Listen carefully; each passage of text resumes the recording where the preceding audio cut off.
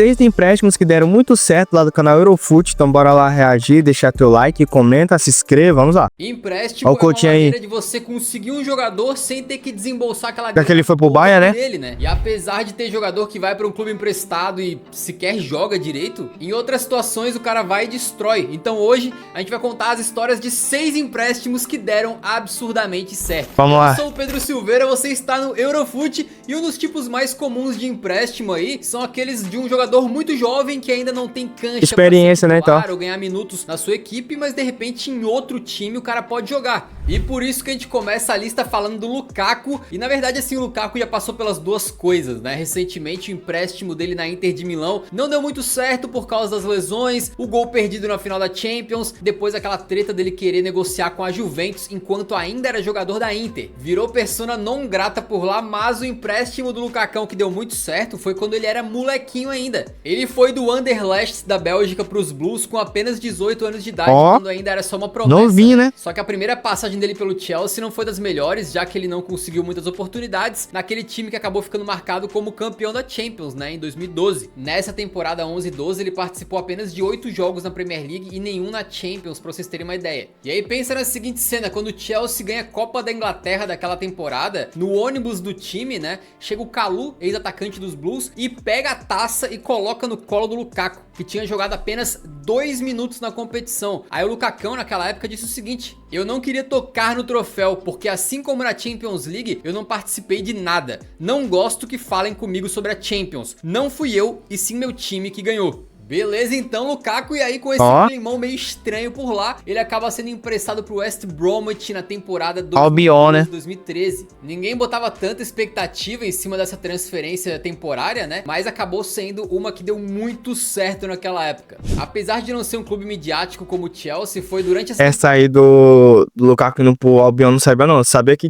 ele tinha ido pro Chelsea, mas agora de sair de empréstimo do Chelsea pro Albion não sabia não. Temporada aí no West Bromwich, que realmente o jovem Lukakão ali explodiu na mídia, né, como uma grande joia do futebol europeu. Em 35 jogos de Premier League, Romelu marcou 17 gols com a camisa dos Bags, incluindo um hat-trick contra o Manchester United e uma partida absurda que acabou em 5-5. Contra o Manchester, caramba! A chave de ouro era a última partida do Alex Ferguson no comando dos Red Devils. No final do campeonato inglês, o West Bromwich de Steve Clarke, que era time cotado para não cair, né, terminou em 8º lugar, com muito mérito do Lukaquinho, de 19 anos, que decidiu ali anunciar o seu nome pro mundo. O torcedor dos Bags aí vai lembrar dele sempre com muito carinho por causa aí sim, emprestado lá, né? E meio que o raio caiu 2 vezes no mesmo lugar, porque o Lukaku, quando volta pro Chelsea, mesmo depois dessa boa primeira temporada no West Bromwich, né, ele não tem espaço ainda, então ele é reemprestado, só que dessa vez pra um clube pro Everton, né, de prateleira acima do West Brom, que era o Everton. E por lá na temporada 13-14 ele mais uma vez brilhou na Premier League, marcando 15 gols em 31 jogos, acabou no final das contas sendo comprado em definitivo pelos Toffees e passou a ser considerado um dos grandes centroavantes do futebol europeu desde então, se bem que dependendo da temporada, né, porque o Lukaku é meio que de altos e baixos a carreira inteira, e como ele gosta de se virar sozinho nos clubes onde ele é querido, né, como foi no Chelsea e na Inter de Milão, a gente nunca sabe o que esperar dele, mas 2 empréstimos na carreira quando ele tava lá no... Eu acho que o Lukaku não vai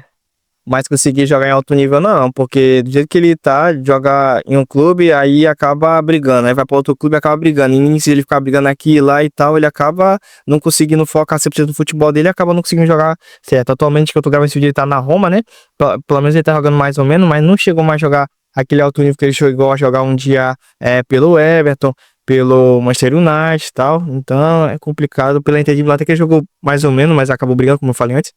Então, tipo assim, é complicado. O Lukaku era um cara que era pra ser um dos gigantes da Bélgica, mas acabou sendo, entre aspas, ao meu ver, quase que um jogador comum, né? Porque ele sempre fica nessa de um jogo ele jogar bem, outro joga mal, outro jogar bem, outro ele jogar mal. Então, complicado. No comecinho foram top. Top como seu apoio ao canal Eurofut, a gente só tem condições de continuar produzindo conteúdo aqui por causa disso, né? Então se você gosta do que a gente faz, por favor não esquece de deixar o like.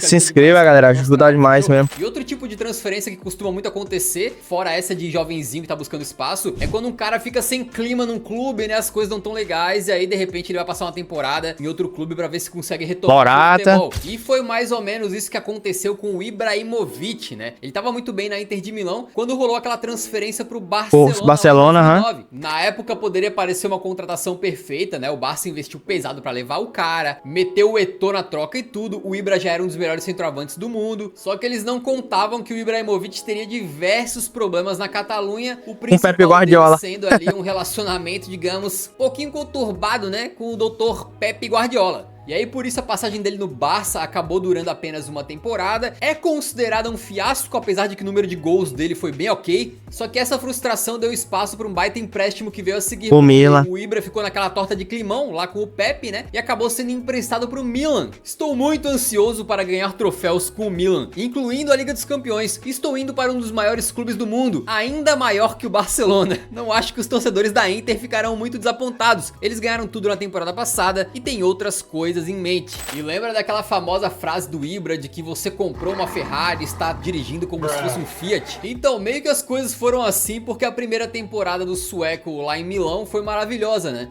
Foram 21 gols marcados na temporada 2010-2011, fora os 13 passes para gol, ajudando a consagrar o Milan campeão da Série A italiana depois de 7 anos de seca. Caraca! Essa temporada de empréstimo aí acabou sendo mais do que suficiente para o Milan e efetivar a compra do Ibrahimovic, né? Então depois do empréstimo ele ficou em definitivo, fez uma temporada ainda melhor com 35 gols no total, além de ter sido artilheiro da Série A italiana, e depois foi pro Paris Saint-Germain. Mas essas duas temporadinhas que o Ibra ter ido pro PSG não foi muito legal, não. Era mais ter ficado no Milan do que ido pro PSG, pro fraquinho lá da França, né, e tal. Ele ficou no Milan, com a primeira delas sendo por empréstimo, foram suficientes para marcar o Milan no coração do Ibra e o Ibra no coração dos torcedores do Milan. Tanto é que eles passam mais um tempão absurdo de seca e só voltam a conquistar a Série A italiana quando o Ibra volta. 2021-22. E de novo com o Ibrahimovic no elenco, né? O cara acabou se aposentando por lá e virando um verdadeiro ídolo recente dos rossoneri. Agora um segredinho entre nós, não tô falando de desempenho, tá? O quão bem o cara jogou, mas só em termos de números mesmo, essa passagem do Ibra no Milan na primeira temporada por empréstimo aí, que é considerado um baita de um sucesso, tem números quase iguais à passagem dele pelo Barcelona, que é considerado um baita fracasso, tá? Um dos clubes em que o Ibra passou na sua longa carreira foi o Manchester United, e lá também brilhou um cara por empréstimo, Carlos Tevez. O nome Tevez é inesquecível para grande parte de uma geração de fãs de futebol, né? Não só porque ele era um dos maiores atacantes icônicos da sua época, mas também pela sua carreira vitoriosa na América do Sul e na Europa. E uma das suas épocas mais iluminadas foi justamente durante o empréstimo na Inglaterra. Exatamente, na temporada 2006-2007, o Tevez teve uma temporada de estreia curiosa na Premier League, demorando a engrenar num time horrível do West Ham. Ó, jogou no West Ham, não sabia dessa aí não. Na reta final e sendo responsável direto pelos Hammers evitarem o rebaixamento naquela temporada. Só que depois de salvar os Hammers, o Tevez acabou ganhando admiradores e foi por empréstimo pro Manchester United. E lá a história começou a ser escrita porque ele fez um baita de um trio com Cristiano... Caramba, Tevez, Rooney e Ronaldo, doido. Esse trio tava forte demais na época. Ronaldo e Wayne Rooney. Bastou a primeira temporada jogando pelos Diabos Vermelhos para ele ter impacto, né? Foram 19 gols marcados, sendo 14 apenas no inglesão. E além disso, o Tevez também participou da conquista da Champions League. Bom demais. Foi pênaltis contra o Chelsea, onde ele jogou o jogo inteirinho e converteu o seu penal nas alternadas, tá? E depois ainda ganhou Premier League, Mundial e Supercopa. Pensa que o Tevez uma temporada antes estava literalmente salvando um time do rebaixamento, e aí passa um ano pra frente o cara tá literalmente ganhando tudo. A passagem do Carlinhos durou quase 2 anos com 34 gols e 10 passes pra gol, além de mais uma Premier League pra conta. Só pelos números já dá pra ver que o empréstimo dele no lado vermelho de Manchester foi muito bom, mas o desempenho também era excelente, né? O Tevez era um atacante muito brigador, que lutava muito, e isso sempre deixou os fãs aí de qualquer clube onde ele passou muito entusiasmados, né? Só que o mais bizarro é que quando o empréstimo acabou, ele acabou não ficando no Manchester United. Não foi comprado por supostamente um mal entendido com o próprio Alex Ferguson. Segundo o técnico, o argentino tinha planos de se aposentar, né? Tevez nos disse que só jogaria mais 4 anos. Se tivéssemos assinado um contrato de 5 anos com ele, sabendo que ele sairia em 4, não haveria valor de revenda para nós. Só que na memória do Carlito, as coisas aconteceram de uma maneira diferente, tá? Segundo ele, Ferguson tinha voltado atrás depois de prometer que o contrataria por definitivo, além de ter achado que o técnico não se esforçou para que ele continuasse. E aí no final das contas, o West Ham acertou uma venda dele para o Manchester City. O rival. Todo aquele climão por ser o rival da cidade, né? Com direito a camisas do Tevez queimada e tudo. Mas por mais que ele tenha se tornado um jogador importante dessa história recente do City, nada paga essa passagem por empréstimo que foi super vitoriosa do Carlitos lá no United. E um cara que teve uma passagem na carreira onde ele fez o caminho contrário do Tevez foi o Lingard, cria da base do Lingard, United. bom. Ele mudou a Inglaterra por empréstimo algumas vezes quando era jovem, só que sem nunca ter muito No auge dele pelo Manchester United, ele jogou muita bola, até eu lembro dele jogando lá, ele jogou muito lá pelo Manchester United. destaque, né? Aí ele se torna titular e peça importante da equipe na temporada 17 e 18, no que foi meio que o auge da carreira do o auge dele. porque também jogou como titular a Copa do Mundo pela Inglaterra. Só que o auge dele não foi muito alto e também ele caiu rapidamente, né? Foi perdendo cada vez mais espaço dentro do elenco Hoje em dia, você nem por que o Lingard tá, sinceramente. do Faço Manchester ideia. United, já na metade da temporada 2020-2021. Sem grandes expectativas ou chances na equipe, ele foi emprestado pro West Ham. E é aí que soltaram a fera, meu amigo. No jogo de estreia dele contra o Aston Villa pela Premier League, no comecinho de 2021, né? O cara simplesmente meteu 2 gols que garantiram a vitória dos Hammers. E comemorou com um sorrisão, meu parceiro, que ia de uma orelha a outra assim, né? O bicho tava feliz, cara. E não é pra menos, porque, cara, na primeira metade da temporada 2021, ele tinha jogado apenas 3 partidas, tá? Sem produzir nada. E aí ele vai pros Hammers e nos primeiros 10 jogos, ele simplesmente marca 9 gols e ainda dá 3 passes pra gol, recebendo tá bom demais. o apelido de Lingardinho Gaúcho. Não foi exagerado, não foi bem de boa. E o resultado desse desempenho fora da curva impactou diretamente na Premier League, com o West Ham garantindo o 6º lugar, sendo a melhor posição dos caras na tabela em mais de 2 décadas. Com isso, o famoso Lingardinho acabou sendo aí novamente convocado para a seleção inglesa. E aí, cara, eu acho que quando tu tem um desempenho assim por empréstimo num clube, e tu sabe que quando tu voltar tu não vai ter espaço, pô, de repente o jogador deveria fazer o máximo que ele pudesse, né? Pra ficar num clube, né? Definitivo nesse clube pra onde ele tava emprestado. A fase tava braba, o cara tava feliz, pô, fica lá, meu irmão. Mas foi uma pena que não rolou. Ele voltou pro Manchester United, não teve espaço, saiu pro Nottingham Forest, não conseguiu ir bem, foi dispensado e no momento da gravação desse vídeo está livre no mercado. Oxi! Mas aquele sem... Pera aí, bora ver pra onde é que o Lingard foi. Agora eu tô curioso. É que ele tá no... Como é que é, mano? Tá no clube chamado FCCU, é um clube da primeira divisão conhecida como K-League do futebol. Pô, ele tá no futebol sul-coreano, um cara que tava jogando na Premier League, foi jogar lá no futebol da Coreia. Rapaz, com certeza ele foi por causa do dinheiro, sinceramente, porque tipo, ele tava no Norte, aí do Norte, acabou saindo pra ir lá pra Coreia do Sul. É alguma coisa errada, né? Uma coisa é ele, como eu falei, ele foi, eu acho que por causa do dinheiro mesmo, como eu falei antes. 6 meses pelo West Ham, as ruas lembrarão. E de casos mais recentes, a gente volta agora um pouco no tempo para falar de um dos empréstimos que mais deram certo e ainda teve um gostinho de vingança, se liga. Fernando Morientes é um cara que fez uma grande história no futebol europeu no começo dos anos 2000. Até jogou no Real Madrid, né? Centroavante espanhol que jogou muito no Real Madrid. Não apenas uma, mas 3 Champions Leagues e vários outros títulos ali entre 97 e 2004. E mesmo depois de entrar no hall de lendas do clube merengue, ele foi praticamente forçado a sair do Real Madrid por decisão do Florentino Pérez, algo que inclusive não foi muito bem aceito pelo elenco. O Florentino Pérez parecia que mandou ele embora de forma injusta, né? Tipo assim, depois de tudo que ele fez pelo clube, o clube tava meio que chutando ele pela porta, sacou? Bem verdade que o Morientes estava perdendo espaço porque chegou um tal de Ronaldo Fenômeno. Aí é complicado, né? Mas beleza, isso aí é outro detalhe, né? O que importa é que o Morientes acabou então saindo por empréstimo pro Mônaco na temporada 2003-2004. E se você sabe, né, temporada 2004, Mônaco, né, já ligou os pontos aí. Pra final, né, e tal. Esse aí fez o Florentino Pérez pagar com a língua dele, amigo. Porque em 42 jogos pelo clube, foram 22 gols marcados. Ele ainda pegou a 10, ó. 9 só na Champions, o que consagrou o Morientes como artilheiro da UCL naquela temporada. E pra pôr sal na ferida merengue e ainda jogar aquela pimenta tabasco, sabe? Aquela bem líquida, bem vermelha de pimenta malagueta assim, ó. Nas quartas de final, o Mônaco enfrentou justamente o Real Madrid. Acabou com o Real. O Morientes, amigo, quando tava em casa vendo o sorteio, né? Na hora que caiu o Real Madrid, o sorriso dele chegou a sair da cara, diz a lenda, né? E aí o Morientes entrou mais motivado do que nunca pra jogar contra o seu ex-clube. E mesmo com o Mônaco perdendo de 4-2 no jogo de ida, eles conseguiram vencer por 3-1 em casa. Você já sabia já. De que Morientes marcou tanto na ida quanto na volta. E quando o juizão apitou, no agregado, o Mônaco passou pelos gols fora de casa.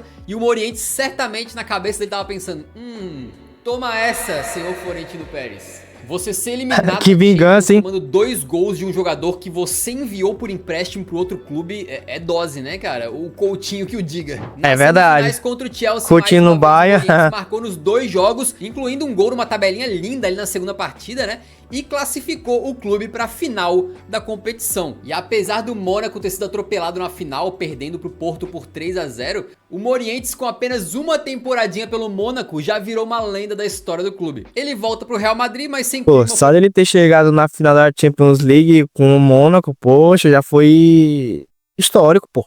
Questão de tempo para deixar o clube novamente, dessa vez em definitivo pro Liverpool, onde não conseguiu ter tanto sucesso. E tá aí a prova viva de que a lei do ex é forte, o cara literalmente encarnou lei do ex é forte. Temporada só para se vingar do Real Madrid. Por falar em Real Madrid, quando a gente fala de Courtois, a primeira coisa que você pensa, eu tenho certeza, Chelsea. É o cara fechando gol na Champions ou defendendo aquela bola do Neymar na Copa de 2018. Mas lá no comecinho da carreira dele, ele foi jogador no Chelsea, que ele jogou no Chelsea. E antes de ter uma oportunidade na equipe principal, ele iria ser emprestado por um tempo para ganhar mais experiência e amadurecer, o que é bastante comum, como a gente viu no caso do Lukaku. Só que o Chelsea talvez não esperava que ele fosse virar Olha, foi pro Atlético, você deve não saber não. E foi isso que aconteceu na temporada 2011-2012, quando o Courtois foi emprestado para o Atlético de Madrid, no que também era a primeira temporada do lendário Diego Simeone no comando dos colchoneiros. E é claro que não demorou muito para ele se destacar, né? Aí o Diego Simeone já tá uma cota lá no Atlético de Madrid, galera. Pelo tempo, já tá quase 10 anos no Atlético de Madrid, comandando o Atlético de Madrid. Pai, é um técnico que... É difícil hoje em dia a gente ver um técnico ficar tanto tempo assim no comando de um clube grande assim como é o Atlético de Madrid, né? Aquele time tinha outros grandes jogadores que acabaram virando lendas recentes do clube, como o Felipe Luiz, Coque, Davi Villa e o próprio Diego Costa. E assim o Atlético de Madrid foi ganhando corpo e subindo de produção até conseguir ser campeão de La Liga na temporada 2013-2014. Claro, com a muralha belga no gol, né? E como o futebol age de maneiras inexplicáveis, o Atlético chegou a cruzar com o Chelsea nas semifinais da Champions naquela temporada, com o Courtois pegando até pensamento, amigo, contra o time com o qual ele tinha um contrato indefinitivo. Né? E é aqui que você percebe que a lei do ex também vale pra goleiro, tá? Não é só atacante, não. Na final da Champions, o Atlético de Madrid estava se consagrando campeão até o famoso minuto 92 e 48, quando sai o gol do Sérgio Ramos. E aí, de cabeça, né? time de Benzema, Bale e Cristiano Tira o BBC. na prorrogação 4-1, lá 10ª pro Real Madrid. E o Courtois passou a olhar e fala: puxa vida, cara, será que eu não poderia estar do outro lado, não? E foi o que aconteceu no futuro, né? Mas mesmo perdendo essa final de Champions, isso não diminuiu os 3 anos de empréstimo que ele teve lá. Pode, ficou 3 não? Que, aliás, é um período bastante. Bastante. Não costumam ser tão longos assim. Mas eu vou te falar, o torcedor colchoneiro geralmente ele prefere esquecer esse período. Apesar de ter tido glórias e ser um período feliz, dói muito pros caras verem que o Courtois depois foi pro Real e lá foi ainda mais bem sucedido. Aos olhos do torcedor azul e vermelho, ele virou um... Courtois hoje em dia tá deitando e rolando pelo Real Madrid. E é um dos maiores goleiros, cara. Atualmente, na minha opinião, o Courtois é o maior goleiro da atualidade. Ele jogando lá pelo Real Madrid, que não tem como, né? Ele é muito bom. Traidor, né? Virou uma pessoa que não é bem-vinda. Então foi um emprestaço daqueles, mas o torcedor prefere nem lembrar. Deixa nos comentários aí pelo menos um outro empréstimo que foi brabo, que você lembra de cabeça assim, beleza? Se você assistiu o vídeo até aqui, muito obrigado. Valeu por dar essa força pro canal. Se puder, deixa um like antes de sair. O empréstimo que eu lembro mesmo, galera, assim, de cabeça que doeu, né? Foi o Coutinho, né? Fazendo... Acho que ele fez foi 2 gols em cima do Barcelona lá na Champions League. Naquela... taca que o Barcelona levou, acho que foi 8-2, se não tô enganado. Foi uma coisa assim, isso aqui foi uma taca de que o Barcelona levou, e o Coutinho tava do outro lado lá, por empréstimo pelo Bahia, e acabou fazendo 2 gols, se eu não tô enganado, como eu falei antes. Mas é isso, espero que vocês tenham gostado. Deixa teu like, comenta aqui embaixo o que você achou do vídeo, se inscreva, me siga no Instagram que vai estar aqui na descrição. Siga também o Instagram aqui do canal, para ajudar aí a crescer. Estamos lá com 21 mil seguidores, se vocês puderem ajudar a crescer mais, conto com a ajuda de vocês. Então vai lá seguir meu Instagram pessoal e também o do canal. E é isso, obrigado por ter assistido, valeu, até a próxima, fui!